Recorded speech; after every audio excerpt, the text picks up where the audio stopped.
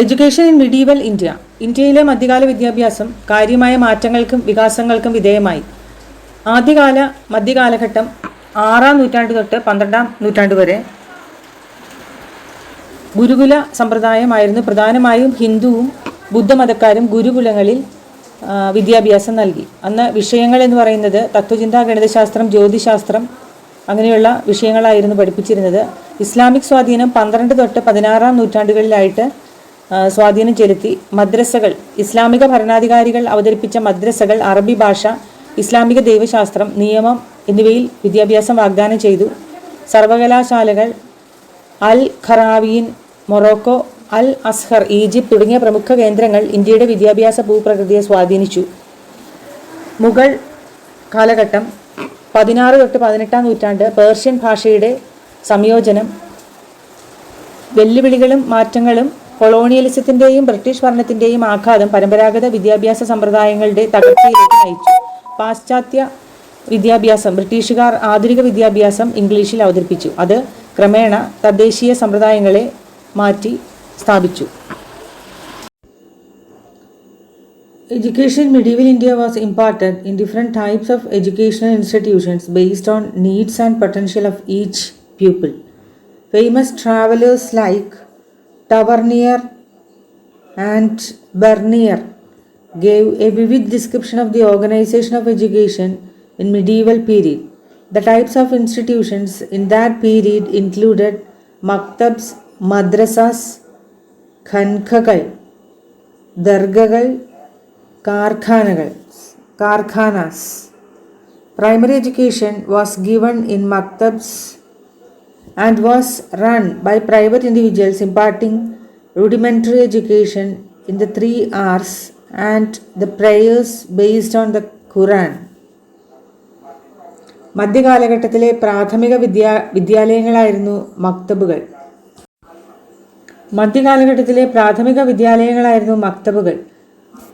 വായന, എഴുത്ത്, കണക്ക് 3 hours എന്നിവയിൽ അടിസ്ഥാന വിദ്യാഭ്യാസവും ഖുറാനിലെ അടിസ്ഥാനമാക്കിയുള്ള പ്രാർത്ഥനകളുടെ പാരായണവും നൽകുന്ന സ്വകാര്യ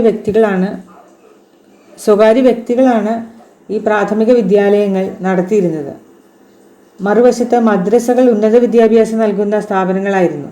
ഇസ്ലാമിക ദൈവശാസ്ത്രം, നിയമം, തത്വചിന്ത, സാഹിത്യം തുടങ്ങിയ വിഷയങ്ങളിൽ വിദ്യാർത്ഥികൾക്ക് വിപുലമായ പഠനങ്ങൾ നടത്താൻ കഴിയുന്ന പഠന കേന്ദ്രങ്ങളായിരുന്നു. മസ്ജിദുകളുമായി ബന്ധപ്പെട്ടിരുന്നു. മുസ്ലിം സമുദായത്തിൻ്റെ ഈ മാന്യമായ സ്ഥാനങ്ങൾ വഹിച്ചിരുന്ന പ്രശസ്തരായ പണ്ഡിതന്മാരാണ് നേതൃത്വം നൽകിയിരുന്നത്. മക്തബുകളിലേക്കും മദ്രസകളിലേക്കും പ്രവേശനം പ്രത്യേക ചടങ്ങോടെയായിരുന്നു. ആൺകുട്ടികൾക്കായി ബിസ്മില്ല ഖാനി എന്നായിരുന്നു ആ ചടങ്ങിൻ്റെ പേര്. അത് മതപഠനത്തിലേക്കുള്ള അവരുടെ തുടക്കത്തെ പ്രതീകപ്പെടുത്തുന്നു. ഒരു മുസ്ലിം ആൺകുട്ടിക്ക് 4 വയസ്സും 4 മാസവും 4 ദിവസവും പ്രായമാകുമ്പോഴാണ് ഈ ചടങ്ങ് സാധാരണയായി നടത്തുന്നത്. കുടുംബാംഗങ്ങളും സുഹൃത്തുക്കളും സമൂഹത്തിലെ അംഗങ്ങളും പങ്കെടുത്ത വർണ്ണാഭമായ ഒരു പരിപാടിയാണ് ഇത്. കുട്ടിയുടെ വിദ്യാഭ്യാസ യാത്രയുടെ തുടക്കം കുറിക്കുകയും ചെയ്യുന്നു. പെൺകുട്ടികളുടെ കാര്യത്തിൽ സർഫിഷാനി ഖങ്കാസ് എന്ന സമാനമായ ചടങ്ങ് നടത്തും. ഈ ചടങ്ങ് പെൺകുട്ടികളുടെ മതപഠനത്തിലേക്കുള്ള പ്രവേശനം അടയാളപ്പെടുത്തി. സാധാരണയായി ആൺകുട്ടികൾക്കുള്ള ബിസ്മില്ല ഖാനിയുടെ അതേ പ്രായത്തിലാണ് പെൺകുട്ടികൾക്കും ഇത് നടക്കുന്നത്. മക്തബകളും മദ്രസകളും കൂടാതെ മറ്റ് വിദ്യാഭ്യാസ സ്ഥാപനങ്ങളും മധ്യകാല ഇന്ത്യയിൽ നിലനിന്നിരുന്നു. സൂഫി പഠനത്തിൻ്റെയും ആത്മീയതയുടെയും കേന്ദ്രങ്ങളായിരുന്നു ഖാൻഖകൾ. സൂഫി ഗുരുക്കന്മാരുടെയും അവരുടെ ശിഷ്യന്മാരുടെയും വസതികളായി അവർ സേവനമനുഷ്ഠിക്കുകയും മതപരമായ പഠിപ്പിക്കലുകളിലെ നിഗൂഢമായ ആചാരങ്ങളുമായി സംയോജിപ്പിക്കുന്ന ഒരു സവിശേഷമായ ഒരു വിദ്യാഭ്യാസം നൽകി. ദർഗകളാകട്ടെ സൂഫി സന്യാസിമാരുടെ ശവകുടീരങ്ങളായിരുന്നു. ജീവിതത്തിൻ്റെ നാനാ തുറകളിലുള്ള ഭക്തരെ ആകർഷിച്ച അവർ ആത്മീയവും വിദ്യാഭ്യാസപരവുമായ പ്രവർത്തനങ്ങളുടെ കേന്ദ്രങ്ങളായി വർത്തിച്ചു. മധ്യകാല ഇന്ത്യയിലെ മറ്റൊരു തരം വിദ്യാഭ്യാസ സ്ഥാപനമാണ് കാർഖാനകൾ അഥവാ വർക്ക്ഷോപ്പുകൾ. വിദ്യാർത്ഥികൾ വിവിധ കരകൗശല വസ്തുക്കളും വ്യാപാരങ്ങളും പഠിക്കുന്ന തൊഴിൽ പരിശീലന കേന്ദ്രങ്ങളായിരുന്നു അവ. ആശാരിപ്പണി, ലോഹപ്പണി, നെയ്ത്ത്, മൺപാത്രങ്ങൾ തുടങ്ങിയ തൊഴിലുകൾക്ക് പ്രായോഗിക വൈദഗ്ധ്യം നൽകുന്നതിനും വ്യക്തികളെ തയ്യാറാക്കുന്നതിനും കാർഖാനകൾ നിർണായക പങ്ക് വഹിച്ചു.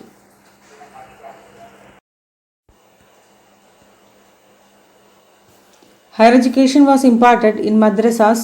Admission to maktabs was marked by a colorful ceremony called Bismillah Khani. Initiation into religious studies commencing on the day when Muslim boy would be 4 years, 4 months and 4 days old. However, in case of girls, this ceremony was called Sarfishana. Khankas were analogous to the monasteries of medieval Europe and mostly imparted moral and religious education based on teaching of Quran. Dargahs were tombs of celebrated saints which would be propagate philosophy. The institutions as Kharkhan has provided technical training in handicrafts based on the system of apprenticeship. Education in its religious philosophy was necessary for preaching Islam. Therefore, the primary form of Muslim education was religious. In maktabs, children were made to remember the tenets of Quran. The stories of prophets and Muslim faqirs were also told to children. Children were also imparted the knowledge of art of writing and conversation. The system of oral education was most prevalent in those days. മുൻകാലങ്ങളിൽ വിദ്യാഭ്യാസം പലപ്പോഴും വാക്കാലുള്ള പാരമ്പര്യത്തെയും കഥ പറച്ചിലിനെയും വളരെയധികം ആശ്രയിച്ചിരുന്നു. പ്രവാചകന്മാരെയും മുസ്ലിം ഫക്കീറുകളെയും വിശുദ്ധ പുരുഷന്മാർ അവരെക്കുറിച്ചുള്ള വിവരണങ്ങളിലൂടെ കുട്ടികളെ പഠിപ്പിച്ചു. ഇത് മതപരമായ പഠിപ്പിക്കലുകൾ മാത്രമല്ല, ധാർമ്മിക പാഠങ്ങൾ നൽകുന്നതിന് സഹായിച്ചു. കൂടാതെ ഔപചാരിക സ്കൂൾ വിദ്യാഭ്യാസ സമ്പ്രദായങ്ങൾ കുറവായിരുന്നതിനാൽ നേരിട്ടുള്ള നിർദ്ദേശങ്ങളിലൂടെയും നിരീക്ഷണങ്ങളിലൂടെയും എഴുത്തിൻ്റെയും സംഭാഷണത്തിൻ്റെയും കല അവർ ഉപയോഗിച്ചു. ഈ വാക്കാലുള്ള വിദ്യാഭ്യാസ സമ്പ്രദായം മനപ്പാഠം, കഥ പറച്ചിൽ, പ്രായോഗിക കഴിവുകൾ എന്നിവയ്ക്ക് ഊന്നൽ നൽകി. ലോകത്തെയും അവരുടെ സംസ്കാരത്തെയും കുറിച്ചുള്ള അവരുടെ ധാരണ രൂപപ്പെടുത്തുന്നു. The children were sent to madrasas after completing the primary education. There were separate teachers for different subjects. Special emphasis was given to the education of Islam. Religious and secular subjects were also taught in madrasas. The religious education included the study of Holy Quran, Muhammad and his conventions, Islamic laws and Islamic history, etc. Mohammedanism is a monastic religious system of Muslims founded in Arabia in 7th century on the basis of the teaching of Muhammad and laid down in Quran. The secular education included the study of Arabic literature, grammar, history, philosophy, mathematics, geography, politics, economics, Greek language and agriculture. Islamic education prepares that the type of man which must be distinguished from other societies on account of all aspects of life. പരമ്പരാഗത ഇസ്ലാമിക സമൂഹങ്ങളിൽ പ്രാഥമിക വിദ്യാഭ്യാസം പൂർത്തിയാക്കിയ ശേഷം കുട്ടികളെ തുടർ വിദ്യാഭ്യാസത്തിനായി മദ്രസകളിലേക്ക് അയക്കാറുണ്ട്. വിശുദ്ധ ഖുർആൻ, മുഹമ്മദ് നബിയുടെ ജീവിതം, അധ്യാപനം, ഇസ്ലാമിക നിയമങ്ങൾ, ഇസ്ലാമിക ചരിത്രം എന്നിവയെക്കുറിച്ചുള്ള പഠനത്തിലാണ് മദ്രസകളിലെ മതവിദ്യാഭ്യാസം ശ്രദ്ധ കേന്ദ്രീകരിച്ചത്. മുഹമ്മദ് നബിയുടെ പാരമ്പര്യങ്ങളും കൺവെൻഷനുകളും പോലെ ഖുർആൻ മനസ്സിലാക്കാനും വ്യാഖ്യാനിക്കാനും വിദ്യാർത്ഥികളെ പഠിപ്പിച്ചു. മതവിദ്യാഭ്യാസത്തിന് പുറമെ മതേതര വിഷയങ്ങളിലും മദ്രസകൾ ഉപദേശം നൽകിയിരുന്നു. തത്വശാസ്ത്രം, ഗണിതം, ഭൂമിശാസ്ത്രം, രാഷ്ട്രീയ സാമ്പത്തിക ശാസ്ത്രം, ഗ്രീക്ക് ഭാഷ, കൃഷി എന്നിവ ഉൾപ്പെടുന്നു. മദ്രസകളിൽ ഇസ്ലാമിക വിദ്യാഭ്യാസത്തിൻ്റെ ഉദ്ദേശം ഇസ്ലാമിനെക്കുറിച്ചുള്ള അവരുടെ ധാരണയെയും പ്രയോഗത്തിൻ്റെയും അടിസ്ഥാനത്തിൽ മറ്റു സമൂഹങ്ങളിൽ നിന്ന് വേറിട്ട് നിൽക്കുന്ന വ്യക്തികളെ തയ്യാറാക്കുക എന്നതായിരുന്നു. മതേതരപരവുമായ വിഷയങ്ങൾ സമന്വയിപ്പിച്ച് സമഗ്രമായ വിദ്യാഭ്യാസം നൽകുന്നതിലൂടെ ഇസ്ലാമിക അധ്യാപനങ്ങളിൽ മികച്ച വൈദഗ്ധ്യം മാത്രമല്ല, വിവിധ പഠന മേഖലകളിൽ അറിവുള്ള വ്യക്തികളെ സൃഷ്ടിക്കാൻ മദ്രസകൾ ലക്ഷ്യമിടുന്നു. The purpose of Islamic education was not to fill the mind of students with factual information but to prepare them for life. Islamic education was to prepare for pious, pure, and sincere life. All of them are different aspects of character, and thus Islamic education keeps character building and its main target. ഇസ്ലാമിക വിദ്യാഭ്യാസം സാരാംശത്തിൽ കേവലം വസ്തുതാപരമായ വിവരങ്ങൾ നൽകുക മാത്രമല്ല, ഭക്തിയും ശുദ്ധവും ആത്മാർത്ഥവുമായ ജീവിതം നയിക്കുന്നതിന് ആവശ്യമായ ഗുണങ്ങൾ വളർത്തിയെടുക്കുന്നതിലാണ്.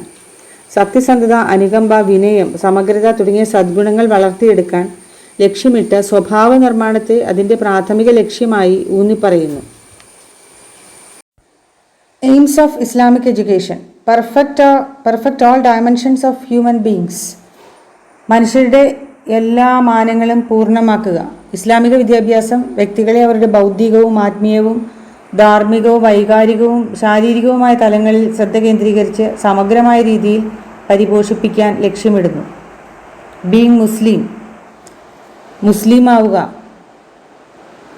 ഇസ്ലാമിക തത്വങ്ങൾ, വിശ്വാസങ്ങൾ, സമ്പ്രദായങ്ങൾ എന്നിവയെക്കുറിച്ച് ആഴത്തിലുള്ള ധാരണ വളർത്തുക. അവരുടെ വിശ്വാസവുമായി ശക്തമായ ബന്ധമുള്ള അതിൻ്റെ പഠിപ്പിക്കലുകൾ മുറുകെ പിടിക്കുന്ന, ഇസ്ലാമിക മൂല്യങ്ങൾക്കും ധാർമ്മികതയ്ക്കും അനുസൃതമായി ജീവിതം നയിക്കുന്ന വ്യക്തികളെ വികസിപ്പിക്കാൻ ഇത് ശ്രമിക്കുന്നു. ലീവ്സ് എസ് പ്രോഫറ്റ് മുഹമ്മദ് നബിയായി ജീവിക്കുക.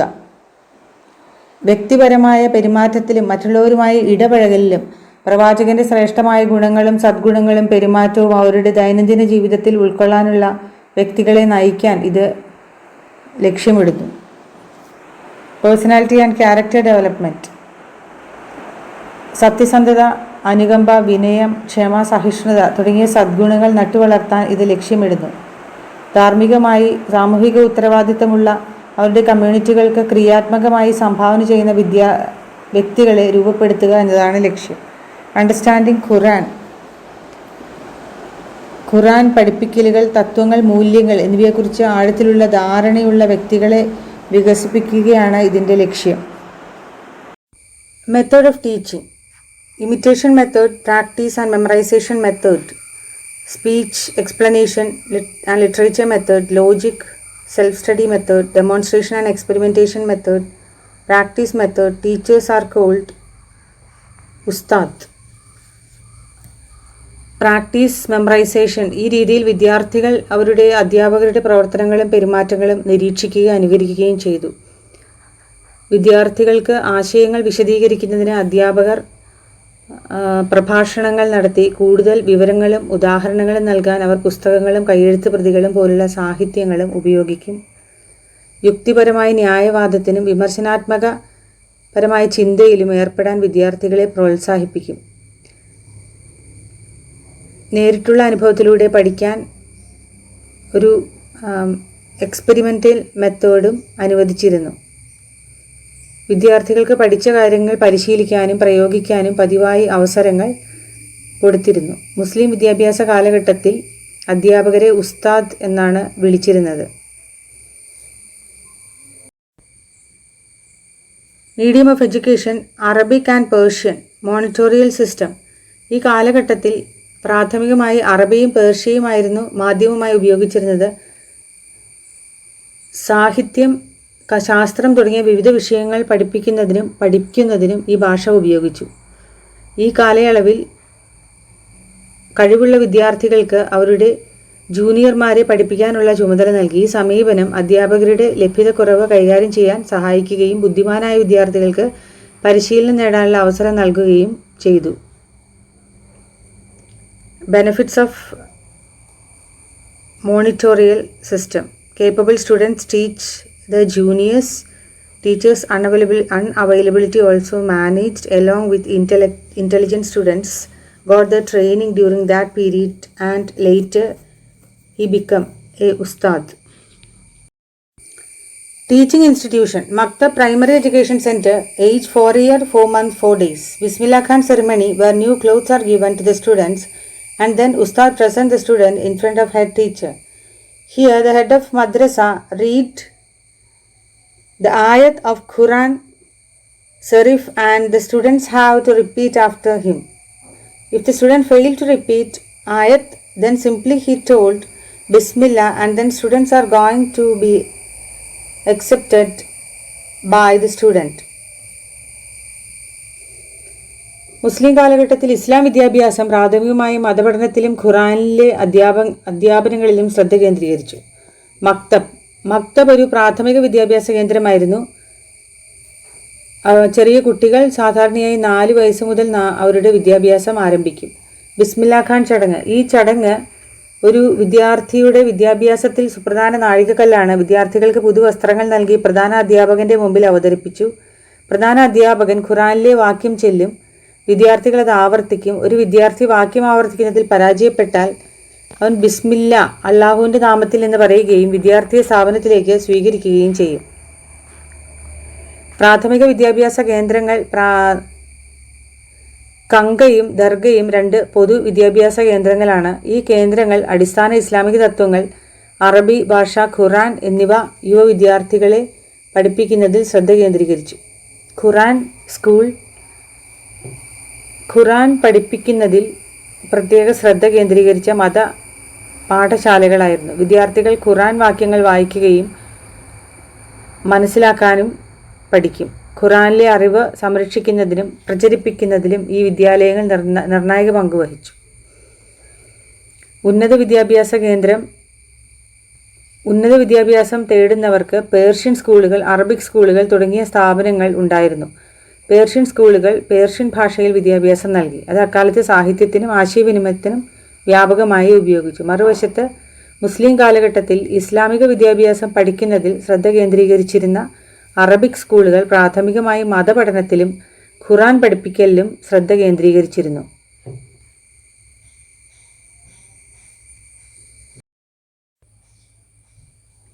Centres of primary education: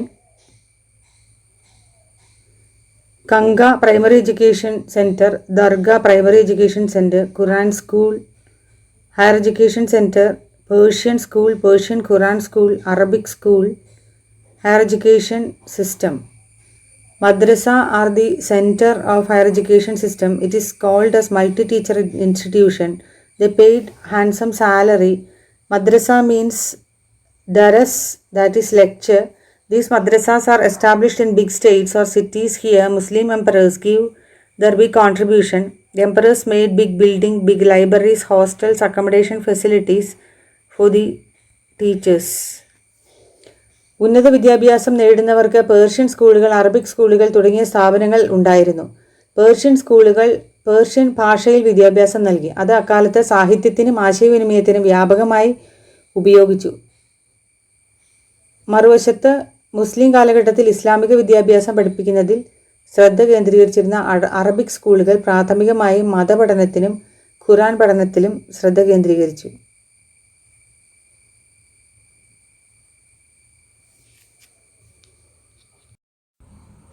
Discipline. Maktab and madrasa rules and regulations should be followed by students. Order should be followed by both teachers and students. Corporeal punishment should be there. Those who are following rules and regulations, they got prizes.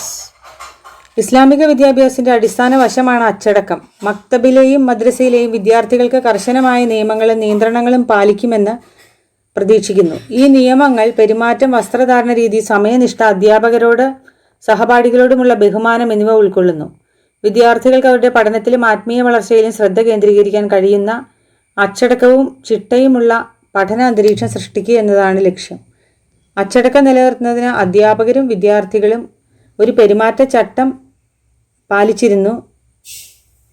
വിദ്യാർത്ഥികൾ അവരുടെ അധ്യാപകരോട് അനുസരണയും ആദരവും കാണിക്കാൻ ഒരു ശ്രേണീക്രമ സംവിധാനത്തിലൂടെ അച്ചടക്കം പലപ്പോഴും പരിപാലിക്കപ്പെട്ടിരുന്നു. പരമ്പരാഗത ഇസ്ലാമിക വിദ്യാഭ്യാസ സ്ഥാപനങ്ങൾ ശാരീരിക ശിക്ഷകൾ അച്ചടക്കത്തിനുള്ള മാർഗമായി ഉപയോഗിച്ചു. ഈ ശിക്ഷകൾ കുറ്റകൃത്യത്തിൻ്റെ ഗൗരവമനുസരിച്ച് നേരിയ ശാസനം മുതൽ കൂടുതൽ കഠിനമായ നടപടികൾ വരെ ആകാം. ഇത്തരം ശിക്ഷകൾക്ക് പിന്നിലെ ഉദ്ദേശം ഉത്തരവാദിത്തബോധം വളർത്തുകയും മോശം പെരുമാറ്റത്തിൽ നിന്ന് വിദ്യാർത്ഥികളെ പിന്തിരിപ്പിക്കുകയും ചെയ്യുക എന്നുള്ളതാണ്. അച്ചടക്കത്തിനും അക്കാഡമിക് മികവിനുമുള്ള അവരുടെ പ്രതിബദ്ധതയ്ക്കും ഉള്ള പ്രചോദനവും അംഗീകാരവുമായി നിയമങ്ങളും ചട്ടങ്ങളും പാലിക്കുന്ന വിദ്യാർത്ഥികൾക്ക് അംഗീകാരം നൽകിയിരുന്നു. സമ്മാനം, സർട്ടിഫിക്കറ്റുകൾ, പുസ്തകങ്ങൾ അല്ലെങ്കിൽ മറ്റ് അഭിനന്ദന ടോക്കണുകൾ എന്നിവ ഉൾപ്പെടാം. Students have to live in maktab and madrasa and follow rules and regulations. Here the students are not so much pressurized as compared to Vedic and Buddhist period. Here the students got wooden beds with carpets are provided. Hostel facilities are also very lavish. Here veg and non-veg foods are provided. മക്തബിലെയും മദ്രസയിലെയും വിദ്യാർത്ഥികൾ സാധാരണയായി വിദ്യാഭ്യാസ സ്ഥാപനത്തിൻ്റെ പരിസരത്ത് ആണ് താമസിച്ചിരുന്നത്. പഠനത്തിന് അനുകൂലമായ അന്തരീക്ഷം ഉറപ്പിക്കാൻ ഹോസ്റ്റൽ സൗകര്യം ഒരുക്കിയിരുന്നു. വിദ്യാർത്ഥികൾക്ക് സൗകര്യാർത്ഥം പരവതാനി വിരിച്ച തടി കൊണ്ടുള്ള കിടക്കകൾ നൽകിയിരുന്നു. വിദ്യാർത്ഥികളുടെ ഭക്ഷണം മുൻഗണനകളും ആവശ്യങ്ങളും കണക്കിലെടുത്ത് വെജിറ്റേറിയൻ, നോൺ വെജ് ഭക്ഷണം നൽകുന്ന ഡൈനിങ് ഹാളുകൾ സൗകര്യങ്ങളിൽ ഉൾപ്പെടുത്തിയിരുന്നു. Main centres of Muslim education: Delhi, Firozabad, Badaun, Agra, Fatehpur Sikri, Jaunpur, Bidar, Malwa എന്നിവയാണ് ഇന്ത്യയിലെ ഇസ്ലാമിക വിദ്യാഭ്യാസത്തിൻ്റെ പ്രധാന കേന്ദ്രങ്ങൾ. ഈ കേന്ദ്രത്തിൽ ചരിത്രപരമായി അവരുടെ മദ്രസകൾക്ക് പേരുകേട്ടതും രാജ്യത്തിൻ്റെ വിവിധ ഭാഗങ്ങളിൽ നിന്നും പുറത്തേക്കും വിദ്യാർത്ഥികളെ ആകർഷിച്ചു. ഇസ്ലാമിക വിജ്ഞാനത്തിൻ്റെയും വ്യാപനത്തിൻ്റെയും ഇസ്ലാമിക പാണ്ഡിത്യത്തിൻ്റെ വികാസത്തിനും കേന്ദ്രങ്ങൾ ഗണ്യമായ സംഭാവന വഹിച്ചു.